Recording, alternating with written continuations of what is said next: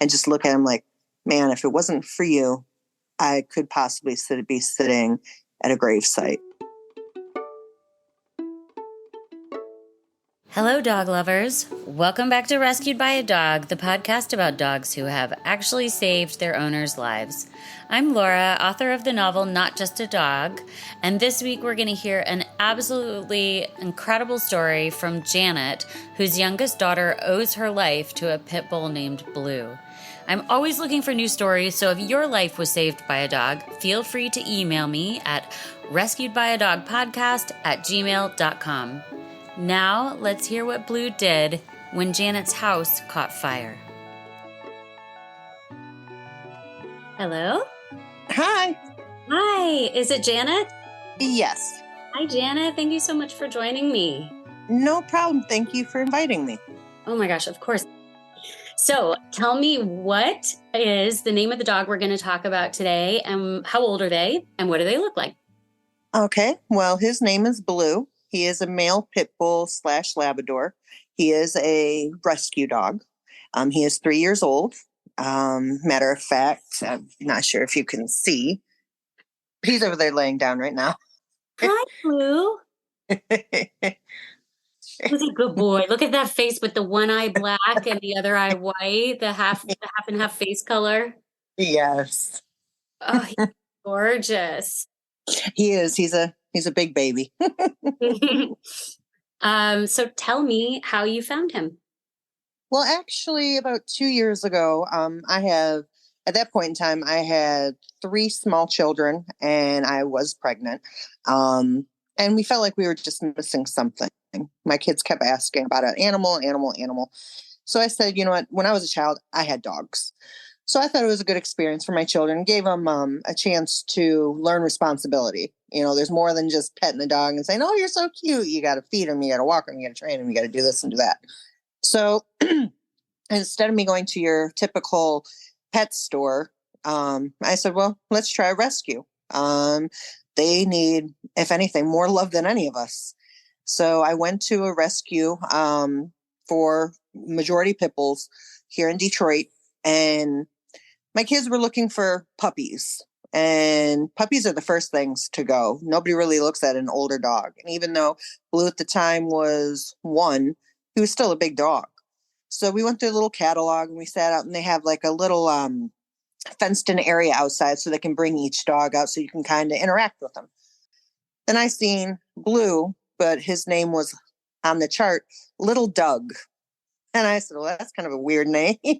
So I asked him to bring Little Doug out. And when he came out, he seen me and Zoe and my other daughter, Chloe. And he ran right over to us.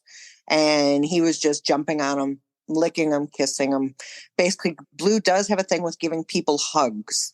He doesn't care who it is. He will come and get in your lap and literally wrap his arms around you. Yes. So when he did that, that was kind of like the deal breaker right there. That was like, come on, let's start the paperwork. So we did the paperwork and they gave me a leash. Now they did say that Blue came from an unknown background, but they did know that he was very, very, like, he had the structure of a big dog, but body weight, he was skin and bones. So they said that he was malnutritioned. He didn't have really no scars or anything, but you could still see where he was kind of timid, because if you raised a hand or, you know, just sudden movement, he would kind of like back up. So we brought him home. And with that being said, I was like, man, the place really couldn't tell me much about his temperament. They basically got him off the street. So I was like, man, I've got little kids. I've got another one on the way. You know, was this a good idea or not? I had actually, I just got out of a relationship with the father of the child, the upcoming child. And I just felt like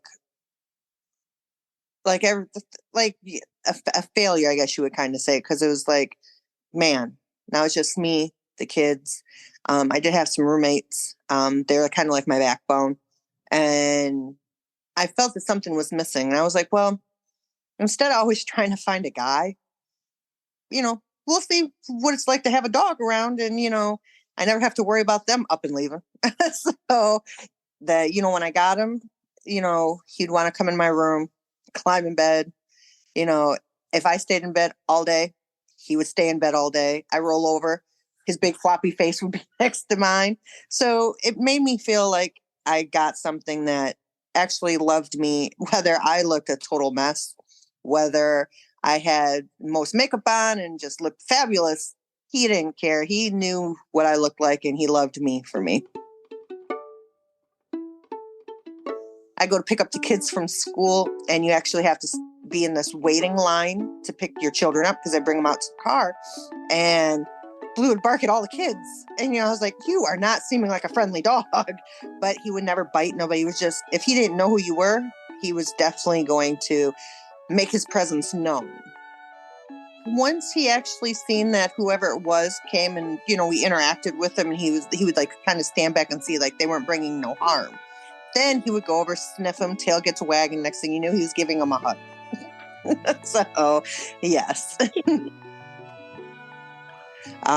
We bought him a doghouse outside. We did notice that Blue did not like to be confined. He didn't like leashes or chains. He would just sit there and look very, very sad. So my mother always told me, you never keep a dog outside. The dog is supposed to be like, would you put your kids on a chain and stick them outside? No, they're part of your household. So, I brought him in. He didn't tear nothing up. I was always thought, okay, well, I didn't know if he was potty trained. I didn't know if he was destructive. So I did in the beginning, I got him a nice doghouse, igloo doghouse. And I got the runabout chain and I hooked him up and I could just see him sitting out there. And even though he could go in his doghouse, he would sit on top of his doghouse. So say, for instance, God forbid it started raining, I look out my back window and I'm thinking to see Blue inside of his doghouse. No, Blue is standing on top of his doghouse, just looking wet and miserable. So I was like, you know what? So when I said, I'm just going to risk it. If you pee in the house, I'll clean it up. If you chew on something, I'll replace it. We'll work on it. So when I brought him in, and I mean, he used to come in before, interact, but, most of the time we'll take you outside so you could do your business and play around. Once he seen that I took the leash off of him and I let him upstairs, and then I said, come on, Blue, we'll wash you up, gave him a bath. And I said, well, you can sleep with me tonight. He just kind of looked at me like waiting to go to the back door to go back outside.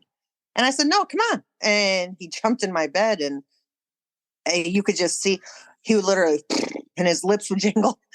And then he went to sleep. And then when he woke up the next morning, and I fed him in the house and, come on, let's go outside. But I walked out there with him, let him do his business freely. Come on, let's go back upstairs. And once he realized he no longer had to go outside and stay outside, he was, I'd say 2 weeks. I mean, he picked his own couch. We got him a little dog bed. And then he went to the girls' room. He'd sleep with them. And then once he realized he no longer had to go outside, he was happy. He doesn't run. I mean, I've seen squirrels and chipmunks and stuff like that in the backyard. No, he'll just sit there and just look at them. But he does. Yeah, I think he got to the point of like, man, he doesn't want to do anything that possibly make him have to go outside. So he's on his best behavior. We do have a cat, Smokey, and Smokey and Blue are brothers. Like the big old dog I have will sit there and you'll hear him yelp, yelp, yelp, because the cat's beating him up and he does not want to show no aggression. That is his best friend. So now it's like the house is complete.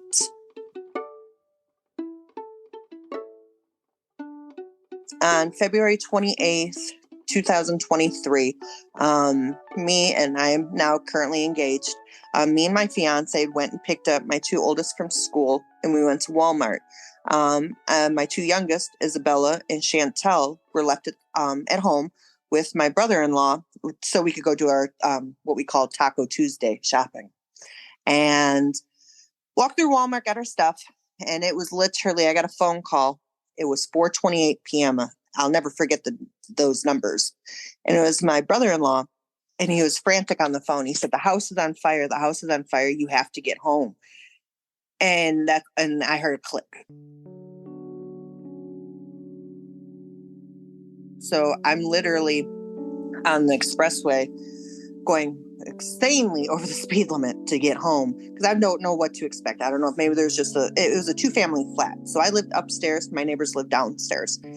So I'm thinking like maybe when I pull up, maybe it was like a little kitchen fire or something like that.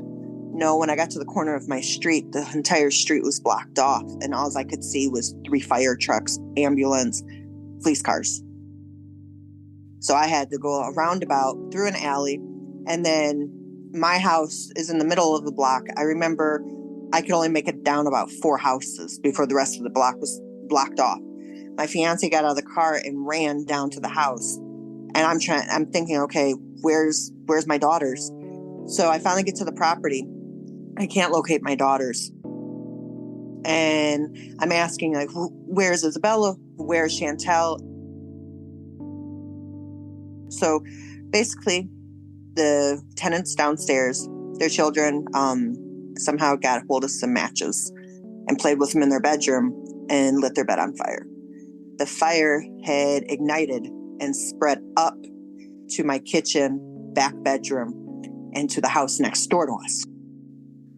When my brother-in-law was sitting upstairs, he heard a loud banging at the door. We have 2 doors. We have a door downstairs and one on our back porch.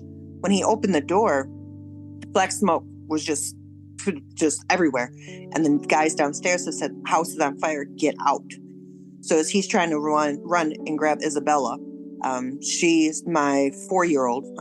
She has a disability. So he's trying to grab her and he's trying to get to the baby. The baby's actually in her playpen in her bedroom, and the room is filling with black smoke. You could feel the heat coming from the room. She was lodged in her playpen, and he couldn't get to her. Blue was in there. He would not leave that room.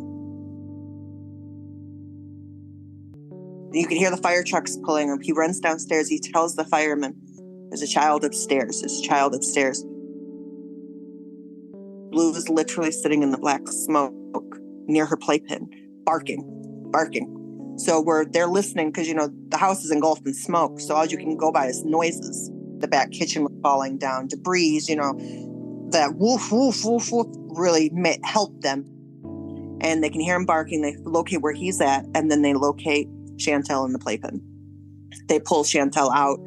Then Blue leaves out with the firefighters. We had lost everything, but I didn't lose my daughters. And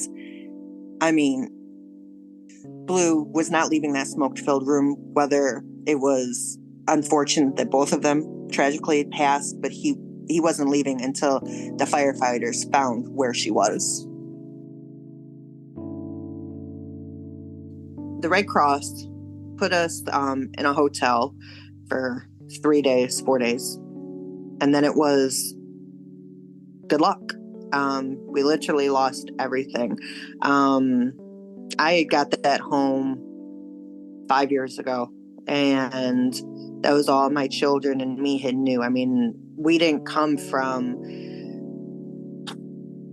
anything. Like, everything that I put hard work into, that house showed it. We were self-employed. We had our own company. We were a lawn care service. Unfortunately, with the fire, a lot of our stuff we had in the basement, we lost. And to have it all just taken in a split.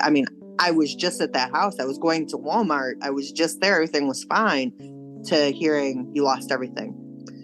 We had to sleep in our vehicle for about 6-7 days. So imagine, I couldn't take Smokey at that time because it was already me, my fiance, 4 children. My oldest is 9. So a 9-year-old, a 7-year-old, a 4-year-old, a 1-year-old, plus Blue. And all I had was a minivan. And I was already trying to figure out what we were going to eat, where we were going to sleep. And a cat just doesn't do well in that type of thing. So Smokey would not leave the property. Smokey would go up into the home. I tried to keep him out of it because, like, the debris and, like, I didn't know what he could ingest. Every morning, Blue would not use the bathroom nowhere else but at that property. He would hold it.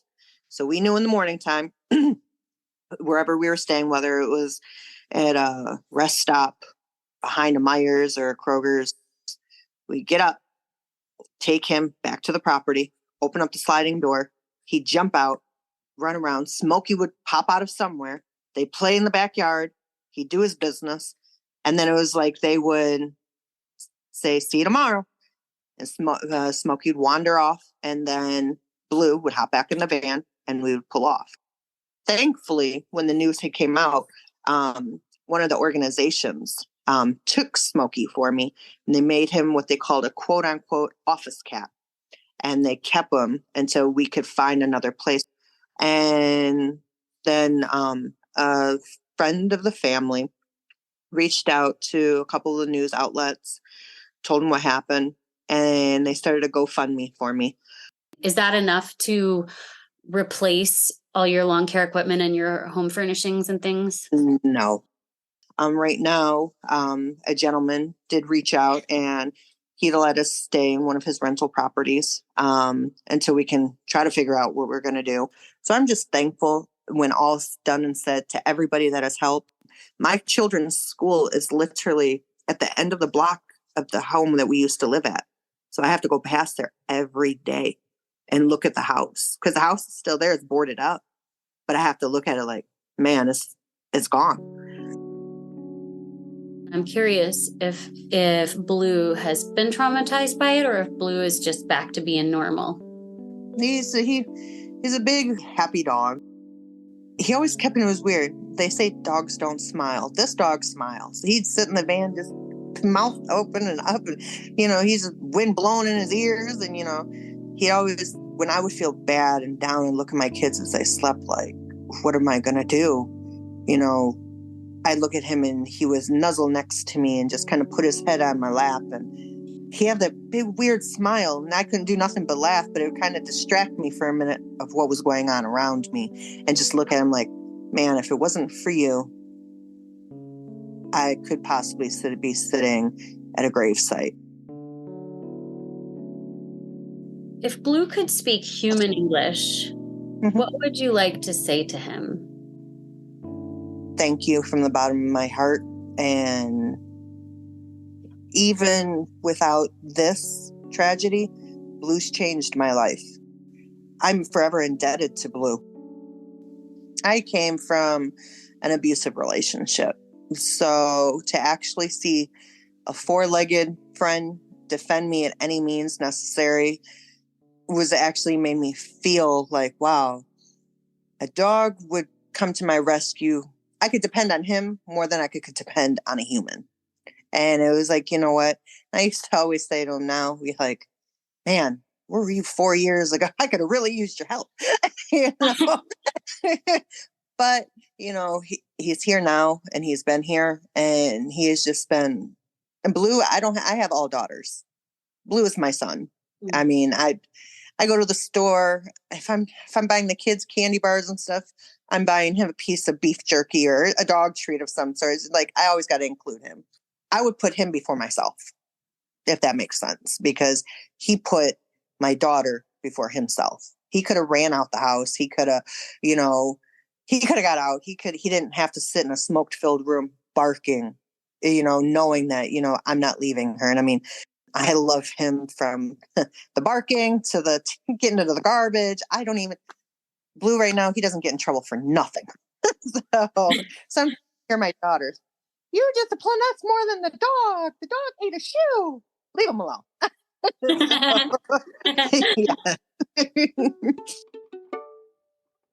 Blue is my best friend at the end of the day.